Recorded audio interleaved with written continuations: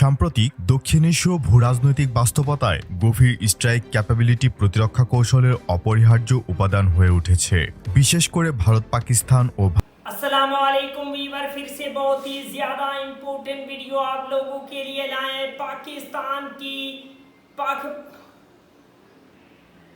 अस्सलामुअलैकुम वीवर, बहुत ही ज़्यादा इम्पोर्टेंट वीडियो आप लोगों के साथ शेयर करने वाले। पाकिस्तान की अल-फतह मिसाइल बांग्लादेश की स्ट्रेटजिक स्कोटी में शामिल है। बांग्लादेश की फतह 2 जो मिसाइल है वो अब बांग्लादेश को स्कोटी फराहम करेगी। क्या वीवर ऐसा होगा? बहुत ही ज्यादा इंपॉर्टेंट वीडियो है। Without wasting the time video को स्टार्ट करते हैं। সাম্প্রতিক দক্ষিণ এশীয় ভূরাজনৈতিক বাস্তবতায় গভীর স্ট্রাইক ক্যাপাবিলিটি প্রতিরক্ষা কৌশলের অপরিহার্য উপাদান হয়ে উঠেছে, বিশেষ করে ভারত পাকিস্তান ও ভারত চীন উত্তেজনার প্রেক্ষিতে বাংলাদেশকেও তার প্রতিরক্ষা পরিকল্পনায় স্বল্প ও মধ্যপাল্লার কৌশলগত ক্ষেপণাস্ত্র অন্তর্ভুক্তির বিষয়টি অত্যন্ত গুরুত্বের সঙ্গে বিবেচনায় নিতে হচ্ছে।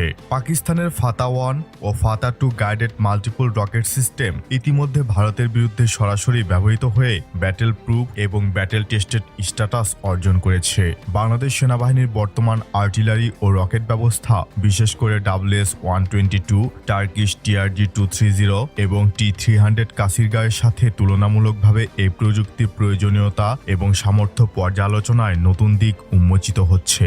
ফাতা 1 এর সর্বোচ্চ পাল্লা 140 থেকে 165 কিলোমিটার, ফাতা 2 এর সর্বোচ্চ পাল্লা 390 থেকে 415 কিলোমিটার পর্যন্ত বিস্তৃত, যা division level headquarter, airbase, logistic hub ইত্যাদি গভীর কৌশলগত স্থাপনায় আঘাত হানতে সক্ষম। দুটি ক্ষেপণাস্ত্রই ইনার্শিয়াল নেভিগেশন সিস্টেম জিপিএস এবং গ্লোনাস ভিত্তিক গাইডেন্স সিস্টেম দ্বারা পরিচালিত, যার নির্ভুলতা CP 10 মিটার। ফাতা 1 ও 2 এর গতি 3.5 থেকে 5.6 ম্যাক পর্যন্ত, যা এটিকে দ্রুততার সাথে শত্রুপক্ষের প্রতিরক্ষা পার করে লক্ষ্যবস্তুতে আঘাত হানতে সক্ষম করে। এই অস্ত্রসমূহের ওয়ারহেড বৈচিত্র্য অত্যন্ত সমৃদ্ধ।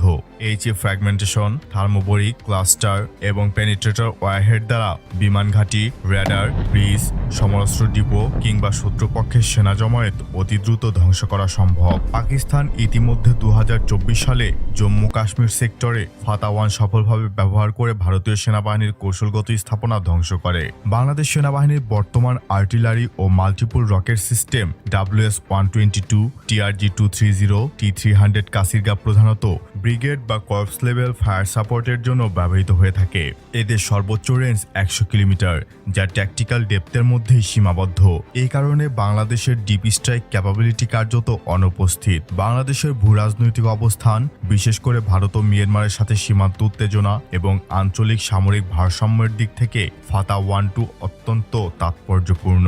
ভারতীয় আসাম, মেঘালয়, ত্রিপুরা কিংবা মিয়ানমারের চীন রাখাইন অঞ্চলের সামরিক ঘাঁটি, এয়ার ডিফেন্স বা ব্রিজ সমূহ এ ধরনের সিস্টেম দ্বারা গভীর স্ট্রাইকের আওতায় আনা যাবে। এটি কেবল প্রতিরক্ষা নয়, প্রতিরক্ষা প্রতিরোধ হিসাবেও ব্যবহৃত হতে পারে। বাংলাদেশ যদি ফাতা 1-2 যুক্ত করতে পারে, তখন বাংলাদেশ ভারত বা মিয়ানমারের বিরুদ্ধে প্রতিরোধমূলক ও প্রতিশোধমূলক সক্ষমতা অর্জন করবে। ফাতা 1-2 মিসাইল বাংলাদেশের WS-122 এবং T-300 এর সঙ্গে সরাসরি ইন্টিগ্রেশন নয়, বরং আলাদা আর্মি স্ট্র্যাটেজিক ফায়ার কমান্ড প্রতিষ্ঠা করে অপারেশন পরিচালনা করতে হবে। ডক্ট্রিন হিসাবে এটি deep precision fires, pre-emptive denial strike doctrine অনুসারে ব্যবহারযোগ্য হবে। চীন পাকিস্তান সম্পর্কের আলোকেই প্রযুক্তি হস্তান্তর বাস্তবায়ন সম্ভব, তবে এর জন্য কূটনৈতিক কৌশল অবলম্বন প্রয়োজন। वंडरफुल वीवर, बहुत ही जबरदस्त किस्म का फतह मिसाइल है। इसने पाक भारत वार में अपना नाम जो है वो मनवाया था। बहुत ही जबरदस्त किस्म का ये मिसाइल है और पाकिस्तान के पास ये बहुत ही जबरदस्त किस्म के मिसाइल हैं और ये बांग्लादेश को पाकिस्तान देना चाहता है। बांग्लादेश को भी इसी तरह ये स्कोटी फराहम करेंगे जिस तरह से पाकिस्तान को इन मिसाइलों ने पाकिस्तान की पावर को शो किया था। इंशाल्लाह पाकिस्तान ये मिसाइल बांग्लादेश को देगा। अगर आप लोगों को मज़ीद इन्फॉर्मेटिव वीडियो देखनी है, जल्दी से हमारे चैनल को सब्सक्राइब कर लीजिएगा। मिलते हैं आपसे नेक्स्ट वीडियो में इंशाल्लाह, तब तक के लिए अल्लाह हाफिज़।